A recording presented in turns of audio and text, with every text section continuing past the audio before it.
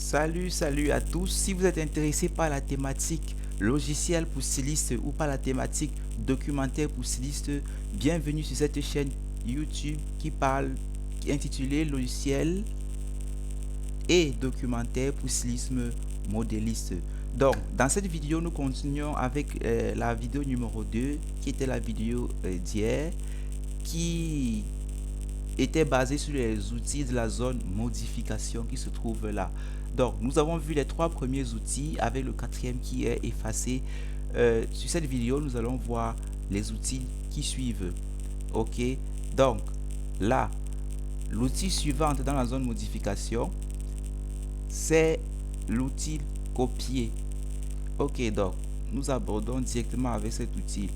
Si je clique sur l'outil copier, comme son nom l'indique, copier va nous servir à copier un objet. Donc quand je clique dessus, qu'est-ce qu'on me dit ici dans cette zone blanche ici?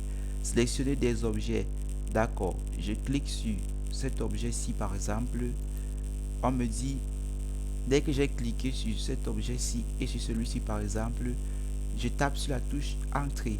On me dit spécifier un point de base. Donc à partir de quel point je décide de déplacer cet objet. Je vais juste cliquer n'importe où je veux. Je clique et je tire juste la souris. Je tire la souris soit vers la gauche, soit vers la droite.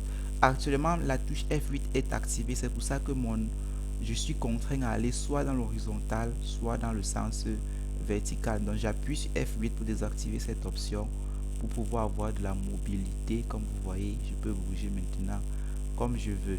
Donc j'ai copié cet objet, je le colle là et ça sera tout pour cet outil copier. Donc il est assez simple d'utilisation et il fait partie des outils les plus utilisés de la zone modification. Ok, donc directement nous continuons avec l'outil miroir. Comme son nom l'indique, il va faire un miroir de l'objet que nous allons avoir, dans une projection dans le sens horizontal ou vertical, ou alors dans le sens oblique en fonction de la position de l'objet, d'un objet ou d'un ensemble objet par rapport à sa symétrie. Ok, bon, pour parler assez simple, il me suffit juste de cliquer sur cet outil là, miroir, une fois. Ok, je viens là. Ce que je fais, c'est que je clique, je vais par exemple sélectionner tout cet objet-ci, cette partie du col, je le sélectionne, je sélectionne aussi là. Je n'ai pas besoin d'appuyer sur la touche contrôle comme quand on sélectionne un dossier. Il me suffit juste de cliquer successivement sur les objets que j'ai besoin et c'est tout. Et dès que c'est bon, je tape sur la touche entrée. Alors qu'est-ce qu'on me dit? Spécifier le premier point de la ligne de symétrie. D'accord. Je vais appuyer sur la touche F3 de mon clavier d'abord. Cette fonction active va me permettre, lorsque je vais approcher ma souris de l'extrémité d'un objet, il va entrer en surbrillance en faisant un carré vert. Regardez là. Vous voyez, j'ai un carré vert là. Donc on me dit spécifier le premier point de la ligne de symétrie. Je clique là. Le deuxième point de la ligne de symétrie, je vais décider que c'est celui-ci là.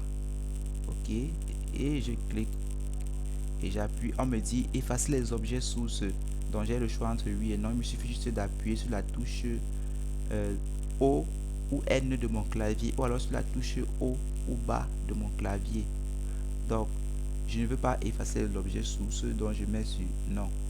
D'accord, donc vous voyez directement il a fait un miroir de mon premier objet par rapport à la droite de symétrie que j'ai définie en cliquant sur l'extrémité de ce segment de droite là. Ok, donc ça c'est pour l'outil miroir. Ensuite nous avons un outil qui s'appelle raccord. Donc cet outil là, deux sous-variantes. Vous avez le raccord, le chanfrein, et vous avez fusionné les courbes. Bon, nous allons très peu l'utiliser. Je vais me contenter pour le moment de raccord et de chanfrein. D'accord. Au niveau de raccord, le raccord c'est quand j'ai deux droites. Je peux décider que cette droite là va en quelque sorte constituer une courbe. Donc, une courbe, à quoi ça peut bien me servir ce raccord dans le stylisme modélisme? Ok, imaginons que j'ai une poche. Voilà. Donc, je prends rapidement l'outil rectangle pour matérialiser ma poche. Disons, une poche appliquée. Voilà. Je positionne ce rectangle là. Ok. Admettons que voici ma poche. Donc, puisque j'ai utilisé l'outil rectangle, quand je sélectionne une fois sur lui directement, il sélectionne entièrement. Donc, ça me permet rapidement de parler de l'outil décomposé qui est juste là. Donc, quand je clique dessus, parce que quand je clique dessus directement, je n'aurai plus à sélectionner tout mon rectangle. Donc, si je veux sélectionner, je vais aller à objet par objet. Ça va me permettre donc de facilement utiliser l'outil raccord. D'accord, j'appuie sur échappe pour désélectionner. Donc, l'outil raccord, ok. Imaginons que voici ma poche et que je veux faire une belle courbe là, ici, à ce niveau. Je vais utiliser cet outil. Ok, raccord.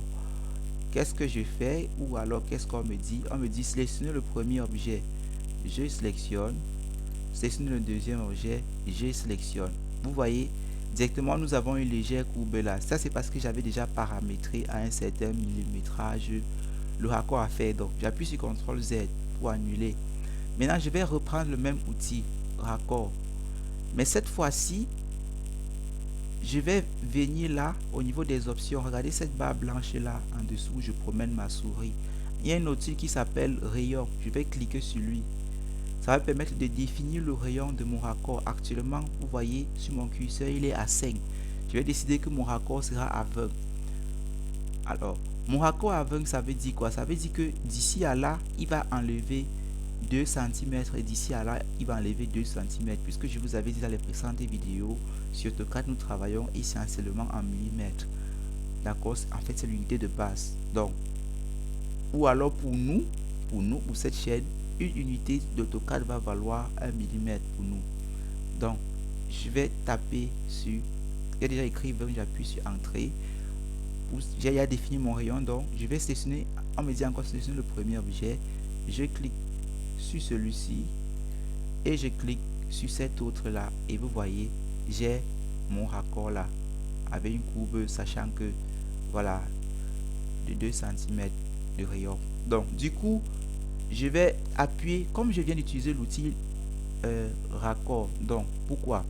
Sur AutoCAD, à chaque fois qu'on utilise un objet et qu'on a fini de l'utiliser, on ne peut plus à nouveau l'utiliser, à moins d'appuyer sur la touche entrée. Donc à défaut d'appuyer sur raccord et de saisir encore le rayon à 20 mm, je vais juste appuyer sur entrée. Il va se souvenir que précédemment j'utilisais un raccord et j'avais un rayon de 20. Ce qui va me permettre donc directement d'avancer et de cliquer sur cette droite-ci et sur cette autre ici, ce segment de droite.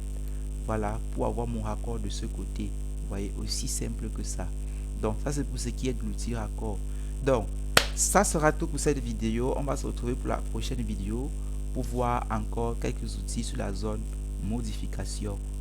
Ciao à vous et n'hésitez pas à